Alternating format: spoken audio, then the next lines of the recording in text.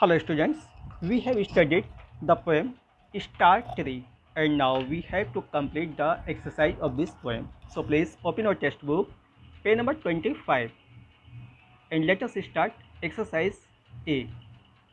Please see in your textbook, here is written, take the correct answers.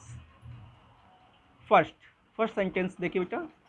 In the line, as I sat in my garden to gaze at a tree, the poet seems to say that she was. अब इसके बाद बेटा 3 option है आपके पास, A B और सी. तो इसमें बेटा आपका बी वाला ऑप्शन सही है. ये आपका बी ऑप्शन है, at leisure at that time. At leisure at that time मतलब she was in very easy way, बहुत आराम से थी, ठीक ना. वो इसका मतलब हुआ, as I sat in my garden to gaze at a tree, the poet seems to say that she was at leisure at that time. वो कवियत्री कह रही है, मैं जब बगीचे में पेड़ को देख रही थी तो मैं एकदम आराम से थी, ठीक है ना. चलिए सेंटेंस नंबर 2 देखिए बेटा. Which phrase tells us that everything that happened might have been a dream. इसमें बेटा आपका सेकेंड वाले में सी रहेगा. ये कौन सा फ्रेज बता रहा है कि सब कुछ जो है वो एक सपना था. तो इसमें बेटा सी वाला है. देखिए, I awoke with a start. I awoke with a start यानी मैं चौंक के जाग गई. It means she was seeing a dream, सपना देख रही थी, ठीक ना. चलिए सेंटेंस नंबर 3 देखिए बेटा. Which word best describes the personality of the poet. यानी कौन सा इसमें शब्द है जो कि पोएट की पर्सनैलिटी को सही तरीके से एक्सप्लेन करता है, डिस्क्राइब करता है. तो इससे बेटा थर्ड वाले में ए रहेगा आपका, इमेजिनेटिव यानी सी इज थिंकिंग समथिंग्स. हाँ, इमेजिनेटिव काल्पनिक है, वो सपना देख रही है, तो सोच रही है. तो इमेजिनेटिव जो है उसके लिए दी बेस्ट रहेगा, उसकी पर्सनैलिटी को डिस्क्राइब करने के लिए, ठीक है. चलिए फोर्थ वाला देखिए बेटा. Which word best describes the mood off the poem. यानी इस पोएम की मूड को कौन सा वर्ड सबसे अच्छा डिस्क्राइब करता है इन तीनों में. तो इसमें बेटा आपका एडिलिक रहेगा. एडिलिक एडिलिक यानी एडिलिक मीन्स बेटा वेरी प्लेजेंट एंड पीसफुल, यानी बहुत ही सुंदर और शांतिपूर्वक, यानी सुहावना, एकदम प्लेजेंट एटमॉस्फियर में. तो इसमें एडिलिक सही रहेगा. और चलते बेटा एक्सरसाइज बी पे. यहाँ लिखा आंसर दीज क्वेश्चंस. इन प्रश्नों के आप उत्तर दीजिए. तो क्वेश्चन नंबर 1 है बेटा, what did the poet here while she looked at the tree. यानी कवियत्री ने क्या सुना जब वो पेड़ को देख रही थी, तो उससे क्या सुना. तो इसका आंसर है बेटा, the poet heard music and laughter. उसे संगीत सुनाई पड़ा और हंसी की आवाज़ सुनाई पड़ी. कब? As she looked at the tree, जब वह पेड़ को देख रही थी तो उस समय उसको संगीत और हंसी की आवाज़ सुनाई पड़ी, ठीक ना.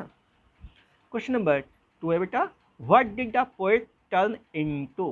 हाँ, यानी पोएट जो है जब वो व्हेन शी वाज ड्रीमिंग, तो in which shape she turn into, किस चीज़ में वो बदल गई थी. तो इसका आंसर है बेटा, the poet turn into a small magical white फेरी.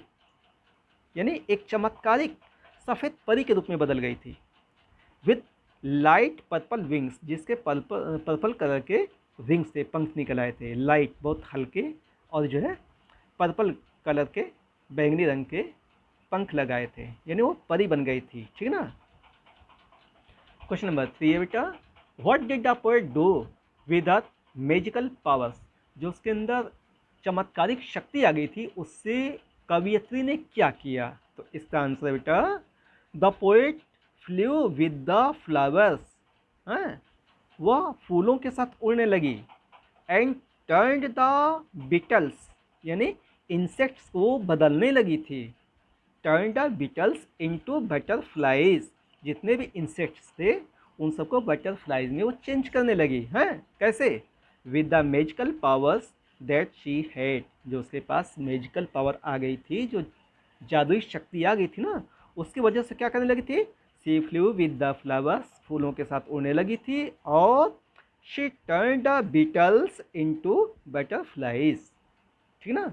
उस मैजिकल पावर से उसने बदल दिया था. चले नेक्स्ट क्वेश्चन बेटा, question number 4, what did the poet here when she walk up, यानी जब कवियत्री जागी तो उसने क्या सुना।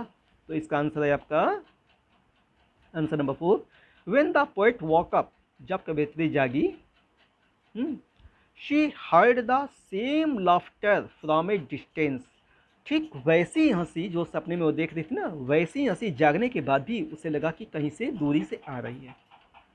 चलो बेटा, नेक्स्ट है आपका exercise C, think and answer. तो इसका क्वेश्चन है बेटा, पूछ रहा है I heard music and laughter beckoning me, whose laughter was beckoning the poet, do you think that the poet heard the same laughter after she woke up. यानी कह रहा है कि उस कवियत्री ने जो है जो हंसी और संगीत सुनी, जो उसको इंडिकेट कर रही थी, इशारा कर रही थी, whose laughter was beckoning the poet, किसकी हंसी जो है उस कवियत्री को इशारे कर रही थी। Do you think that the poet heard the same laughter after she woke up, और क्या आप मानते हैं कि जब कवियत्री जागी तो ठीक वैसी हंसी उसने जागने के बाद भी सुनी थी। तो इसका आंसर है बेटा the laughter of the wind, यानी कि हवा की जो हंसी थी, यानी कि हवा की जो आवाज़ आ रही थी, ठीक ना।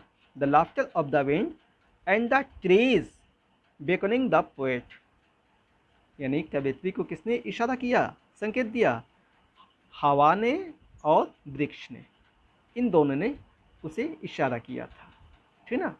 और कब जब वो जागी तो कैसा क्या हुआ था, उसने क्या सुना था, ऑन वॉकिंग अप, जागने के बाद, the poet heard the same laughter from A distance, वैसी हंसी उसने जागने के बाद भी सुनी थी। ठीक है, तो आप इन्हें अपनी नोटबुक में लिख लीजिएगा, और इसके बाद की कुछ और एक्सरसाइज है उसे हम नेक्स्ट डे सेंड करेंगे। ठीक है, दैट्स ऑल, थैंक यू।